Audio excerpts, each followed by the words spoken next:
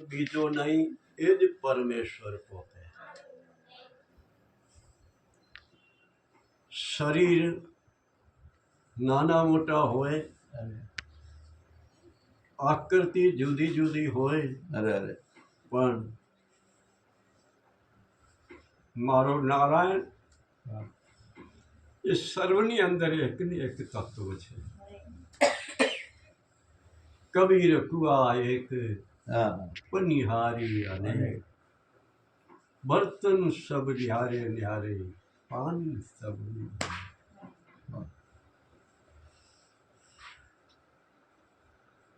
પરમાત્મા નારાયણ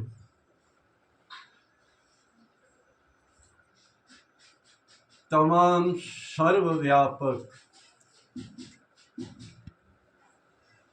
પણ માનવ જ્યાં સુધી સત્સંગ ન કરે, જ્યાં સુધી સંત સમાગમ ન મળે, ત્યાં સુધી સર્વવ્યાપક પરમાત્માના દર્શન માનવ કરી શકતો નથી.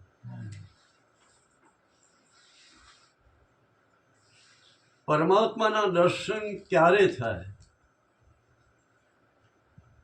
જ્યારે અહંકાર રૂપી મેલ ધોવાઈ જાય, તો ત્યારે સર્વની અંદર પરમાત્માના દર્શન થાય. જ્યાં સુધી મન મલિન છે, ત્યાં સુધી સર્વની અંદર નારાયણ હોવા છતાં પણ નારાયણ દેખાતા નથી. મનની મલિનતા. પરમાત્માના નામનું સ્મરણ કરવાથી, પરમાત્માના સ્વરૂપનું ચિંતન કરવાથી મન શુદ્ધિ થાય. મન શુદ્ધિ મારા ગયા. સંતો મહાપુરુષો વહેલી સવારે ઉઠી અને ભગવાનની માનસિક સેવા કરે. મન શુદ્ધ કરવાને માટે માનસિક સેવા અતિ ઉત્તમ છે. મનથી જે પરમાત્માની મૂર્તિને પ્રગટ કરે, મનથી જે ગંગાજીમાં સ્નાન કરે, મનથી જે ગંગાજીમાંથી પાણીનો લોટો ભરી અને પરમાત્માના ચરણ પખારે અને ચરણામૃત લે, નારાયણ. મનથી જે પરમાત્માના ચરણો ઉપર ફૂલ પધરાવે, મનથી જે પરમાત્માને તિલક કરે, મનથી જે પરમાત્માને ફૂલહાર અર્પણ કરે, સતત 24 કલાક મન ભગવાનના સ્વરૂપમાં, ભગવાનના નામમાં એ જો મન બંધાયેલો હોય, તો એ મન જે ભટક્યા કરે છે એ હરિના નામમાં જોડાઈ જાય. પરમાત્માની સેવા, પ્રશ્નનો જવાબ. મારા ભગવાનની જે સેવા છે, તો મન મારે શુદ્ધ કરવાનું છે. તો મન ક્યારે શુદ્ધ થાય? પરમાત્માની આરતી ઉતરે, ચરણની 5 વાર આરતી ઉતારે,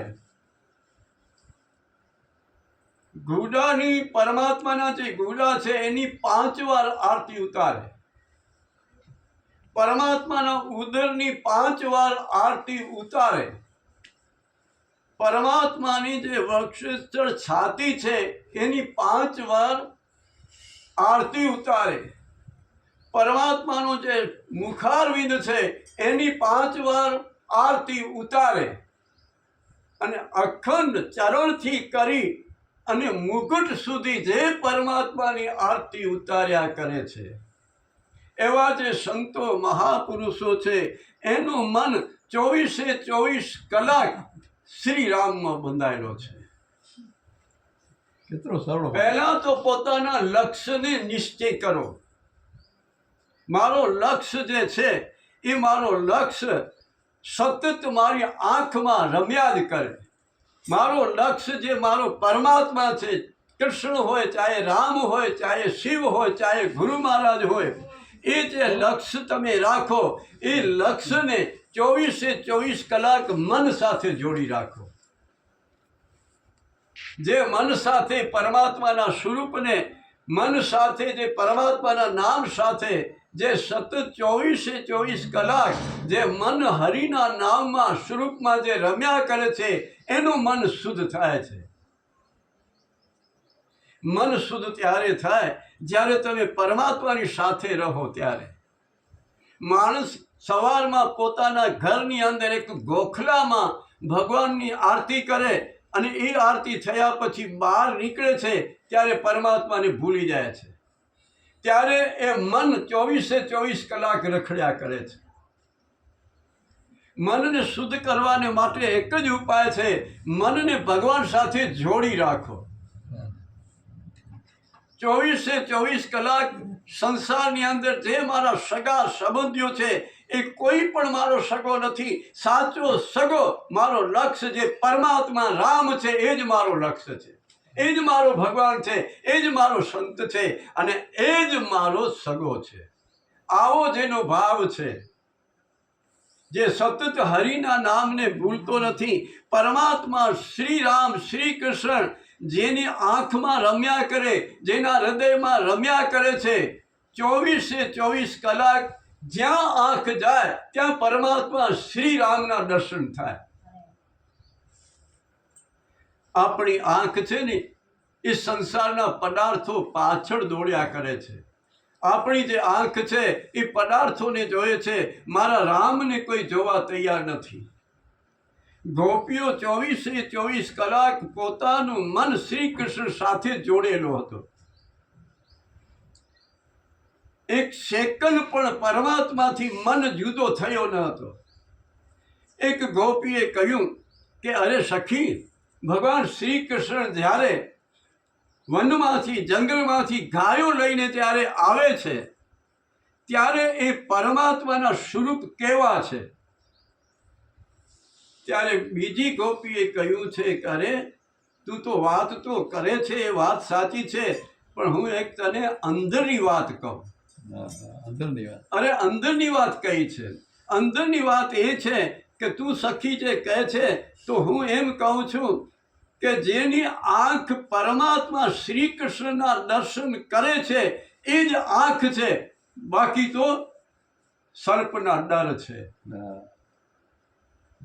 જે પરમાત્માને આંખથી જોયા જ કરે છે એ જ પરમાત્માની ભક્તિ છે. ભક્તિનો અર્થ એ છે 24 કલાક તમે તમારા ભગવાન સાથે જ રહો. ભક્તિનો અર્થ એ છે કે જે શરણાગતિ સ્વીકારે, અહંકારથી મુક્ત હોય, 24 કલાક જે સતત હરિનામ સ્મરણ કર્યા જ કરે છે એનું નામ ભક્તિ છે. નામ સ્મરણ કરવાથી જે તમારા દોષ છે, જે તમારી અવિદ્યા છે, ધીરે ધીરે બધું તમે મુક્ત કરી લેશો.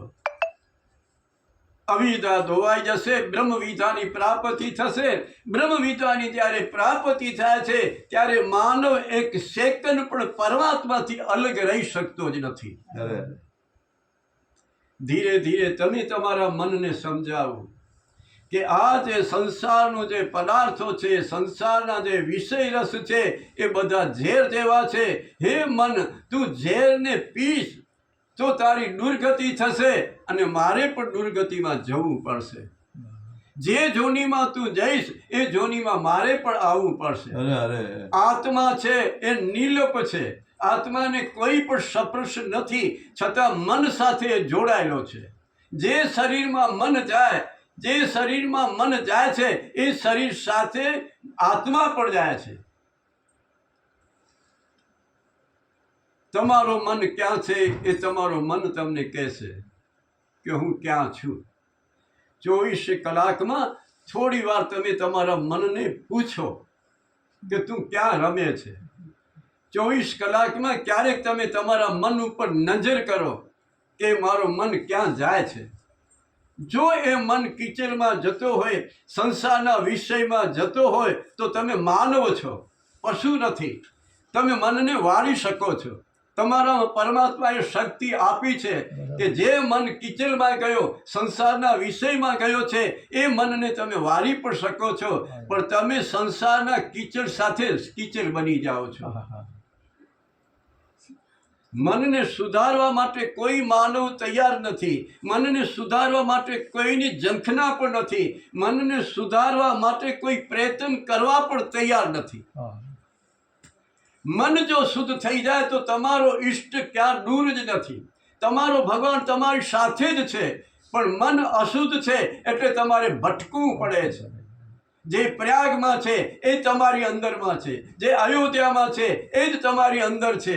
જે મથુરા ગોકુળમાં રમે છે એ પણ તમારી જ અંદર છે. આ આખો શરીર વ્રજભૂમિ છે, આખો શરીર ગોકુળ છે, આખો શરીર મથુરા છે. ધીરે ધીરે થોડું વિચાર કરો. તમારી અંદર તમારો નારાયણ વિરાજે છે, તમારી અંદર તમારો શ્રી કૃષ્ણ વિરાજે છે, તમારી અંદર મારો રામ વિરાજે છે. તમે રામ ભક્ત છો, કૃષ્ણ ભક્ત છો.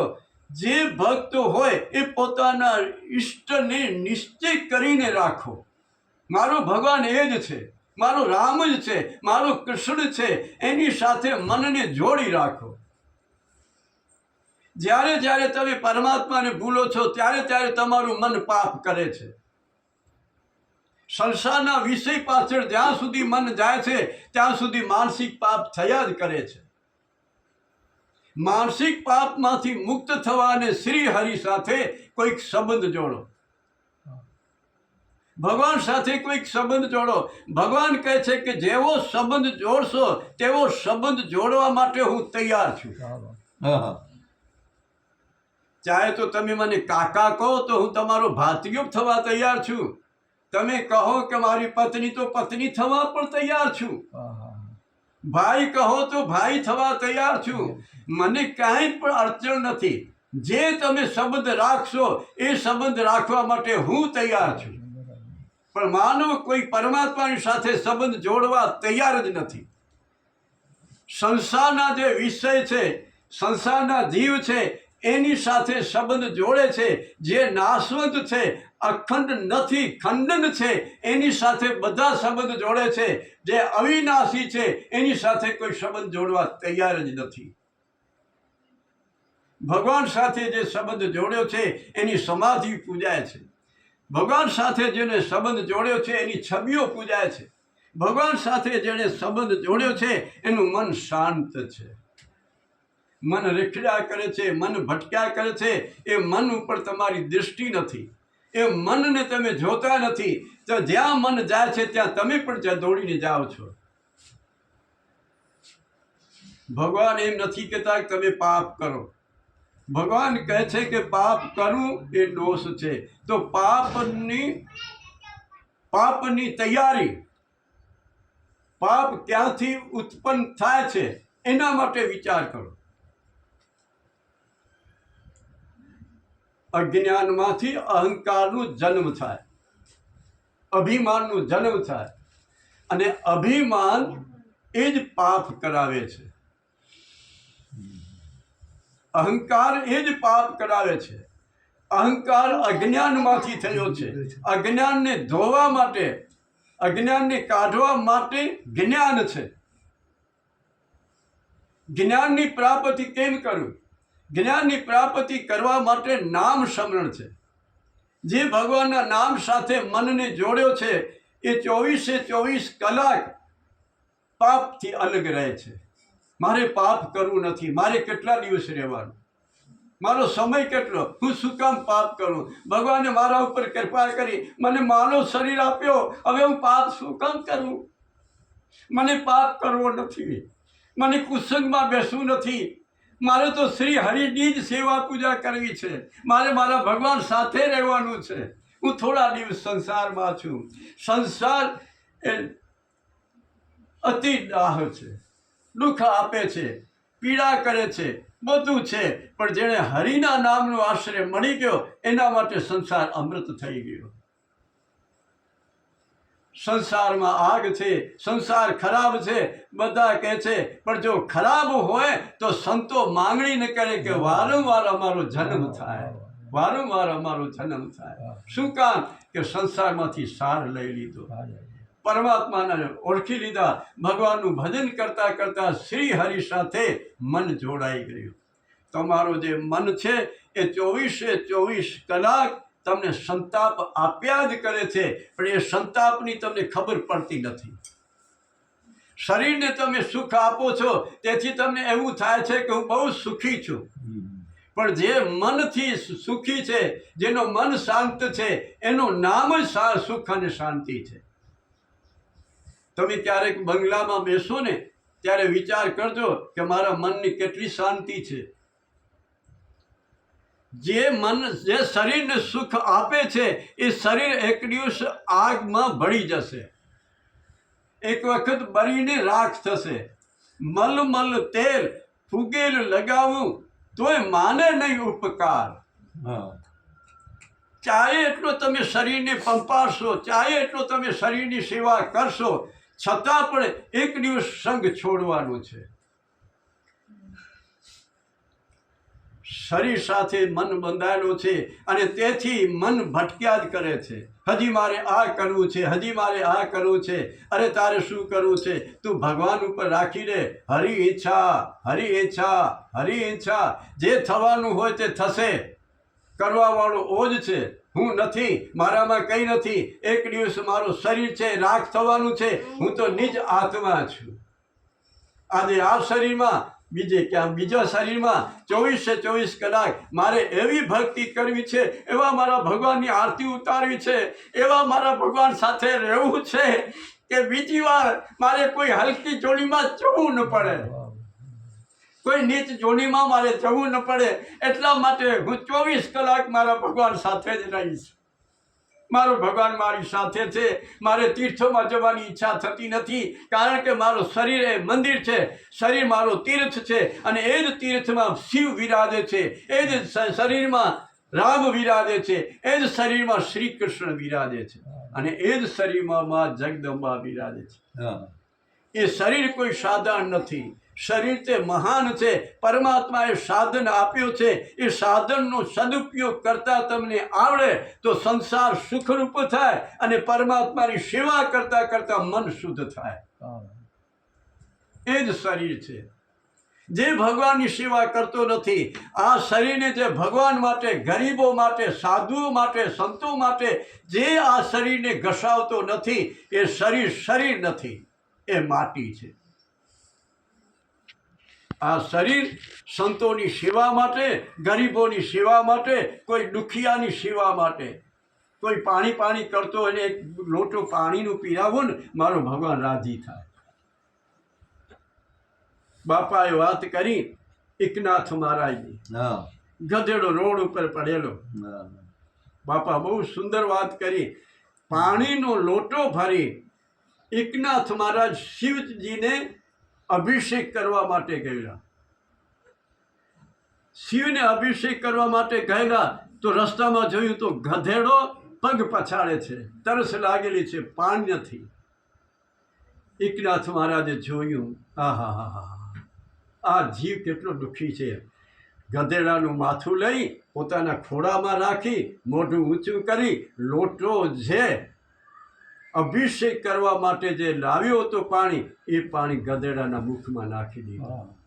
ગળગળ ગળગળ ગળગળ ગળ. અને તે વખતે આકાશવાણી થઈ, ધન્ય હો એકનાથ, તારી ભક્તિને ધન્ય હો. ભક્તિ અતિ સુલભ છે.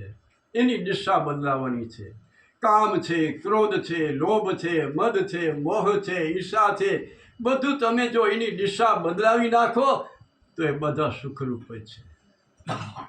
ઈર્ષા એવી કરો કે કોઈ ભક્તિ કરતો હોય તો એને ડબલ ભક્તિ કરીને બતાવો. કોઈ 5 માળા કરતો હોય તો તમે 10 માળા કરો, એનાથી આગળ નીકળી જાઓ. જે સેવા આરતી કરતો હોય તો એની બાજુમાં તમે બેસીને જોરથી સેવા કરો. જેટલો અવાજ હોય એટલો. જે રસ્તા ઉપરથી નીકળી જાય એના કાન ઉપર અવાજ આથડે, એના કાન ઉપર રામનું શબ્દ પડે, એનું પુણ્ય પણ તમને મળશે. ભગવાન અતિ દયાળુ છે. મારો ભગવાન અતિ દયાળુ છે. આ જીવ અનેક જન્મોથી ભટક્યો છે, અનેક જન્મોમાં દુઃખ સહન કર્યા છે. મન સતત સંતાપ પામીને જ્યારે ત્રાહી પોકારે છે, ત્યારે પરમાત્મા એ મનને કહે છે કે હવે તને અમૂલ્ય એક શરીર આપું છું, જે માનવ શરીર છે. એ માનવ શરીરમાં જઈ અને તું મારી સાથે સંબંધ જોડ. જો તું મારી સાથે સંબંધ જોડીશ તો તારામાં ને મારામાં કઈ ફેર નથી. જે તું છે તે હું છું, અને હું છું તું તે છે. આ જીવાત્મા પરમાત્માનું અંશ છે, પણ માયાના આવરણના કારણથી મને અને તમને ખબર પડતી નથી કે હું કોનો સંતાન છું, કોનો દીકરો છું. સત્સંગ વિના, સંતોના સમાગમ વિના સમજ પડતી નથી. સમજ ત્યારે પડે જ્યારે કોઈ સંતના ચરણ સેવો ત્યારે. પણ એક વાત યાદ રાખવાની, સંત મિલન કો જાઈએ તો તજ માન મોહ અભિમાન. ગ્રાહક થઈને જજો, અહંકાર લઈને ન જવાનું બાપ. જો અહંકાર લઈને જશો તો જે મેળવેલું છે ત્યાં તે જ રહે, ત્યાં જ રહી જશે, તમારી સાથે નહીં આવે. અહંકાર અતિ ઉત્તમ બાપુ ત્યાં. અહંકાર કોઈ સાધારણ નથી, અતિ ઉત્તમ છે. અહંકારના કારણથી ભક્તિ થઈ શકે, અહંકારના કારણથી જ્ઞાનની પ્રાપ્તિ થઈ શકે, અહંકારના કારણથી વૈરાગ પ્રાપ્ત થઈ શકે. અહંકાર છે, પણ એની દિશા બદલાવવાની શક્તિ ભગવાને તમને આપી છે. એની દિશા બદલાવો, એ જ અહંકાર સુખરૂપ થશે, બાપાએ કીધું. અને એ જ અહંકાર તમને નરકમાં લઈ જશે. એવો અહંકાર હોવો જોઈએ કે હું કોનો પુત્ર છું, કોનો દીકરો છું, મારો શરીર કેવો છે, પશુ છું? અરે હું તો માનવ છું. હું જો પરમાત્માની સેવા ન કરું તો પશુએ મારાથી સારા છે, જે ઘાસ ખાઈને દૂધ આપે છે. મૂર્ખ માણસ જો પરમાત્માનું ભજન ન કરતો હોય તો એના કરતા પશુ સારા, ગધેડા સારા. એનો તું પરમાત્માની નામ સાથે તું જોડાઈ જા, હરિભજન કર, નામ સ્મરણ કર, પ્રભુ સાથે તું સતત 24 કલાક ભગવાનના સંગ કર. ભગવાન સાથે સંગ કરશો, ભગવાન તમને યાદ આવશે, ભગવાનનું સ્મરણ કરશો તો મન શાંત થશે. પર પંચ ઉપાધિ એને દૂર કરવા માટે હરિનામ શ્રેષ્ઠ છે. ભગવાનના નામનું જપ કરશો તો ધીરે ધીરે મનમાંથી જે દોષ છે, મનની જે વ્યાધિ ઉપાધિ છે, બધું શાંત થઈ જશે. માટે મન તમારો છે. સંતો ઉપદેશ આપશે, શાસ્ત્રો ઉપદેશ આપશે, તો મનને સમજાવવા માટે તમારે જ પ્રયત્ન કરવો પડશે. પ્રયત્ન તમે કરો. બધાને ખબર છે કે હું રખડ્યા જ કરું છું, ભટક્યા જ કરું છું, શાંતિ નથી. શાંતિ નથી તેને શાંતિ સમજે છે, પણ એ શાંતિ નથી, એ સુખ નથી. શરીરને જેટલા લાડ લડાવશો પણ આખરે સંગ છોડવાનું છે. શરીરને તો કસ કાઢો ભગવાનની સેવામાં, ગરીબોની સેવામાં, સંતોના ચરણમાં. એને 24 કલાક શરીરને કસ કાઢી અને એની સેવા કરો, સાધુ સંતોની, ગરીબોની. ધીરે ધીરે તમારું મન શુદ્ધ થશે, ધીરે ધીરે તમને શાંતિ મળશે. મન શુદ્ધ ન થાય ત્યાં સુધી શાંતિ નથી. 18 પુરાણનો તમને અભ્યાસ હોય, રામાયણને તમે એક ચોપાઈના અર્થ જાણતા હો, એક શ્લોક ઉપર 3 કલાક બોલો, પણ જો મન શુદ્ધ નથી તો એ બધું વ્યર્થ છે. મનનો ભાવ જેનો શુદ્ધ છે એને સર્વત્ર પરમાત્માના દર્શન થાય છે. જેનો મનનો ભાવ શુદ્ધ છે એ કોઈ દિવસ કોઈના દોષને જોતો નથી. મારો રામ છે, એના દોષ હું ક્યાંથી શું કામ જો? મારો ભગવાન એની અંદર વિરાજે છે, એનો જે દોષ છે એ દોષ નથી, કાંઈ દોષ નથી, કારણ કે મારો રામ વિરાજે છે. એ ભાવ જાગે, એ ભાવ જાગે. મન શુદ્ધ હોય તો મન અતિ શુદ્ધ, ત્યારે ભાવ પણ અતિ શુદ્ધ, અતિ શુદ્ધ. જ્યારે ભાવ શુદ્ધ થાય ત્યારે તમે કૂતરાને વંદન કરો, ગધેડાને વંદન કરો, માનવને વંદન કરો, પશુ પક્ષીને તમે વંદન કરતા શીખી જાઓ કે આ સંસારમાં સર્વ કરતા હલકામાં હલકો માનવ હું છું. મારા કરતા બધા શ્રેષ્ઠ છે એ ભાવ સુધી છે. મારામાં કંઈ નથી. મોટા મોટા વિદ્વાનો જેણે મનને સુધાર્યો નથી એ અણી ઉપર પહોંચેલા એ વિદ્વાનો પર પડ્યા છે, કારણ કે મન શુદ્ધ થયો નથી. દક્ષ મહારાજ કોઈ સાધારણ નહોતા, મહાન હતા. અને એના જગતની અંદર કેટલા કેટલા ઋષિ મુનિઓ આવેલા હતા. એની દુર્ગતિ થાય? કોઈ દિવસ ન થાય. પણ મન અશુદ્ધ હતો. માનવ મટીને બકરો થયો, પશુ થયો, કારણ કે મન અશુદ્ધ. મન અશુદ્ધ. એવા દૃષ્ટાંતો આપી અને તમે તમારા મનને સમજાવો કે આ સંસારનો જે વિષય રસ છે એ ઝેર છે, અને ઝેર તું પીશ તો તું એ દુઃખી અને હું એ દુઃખી.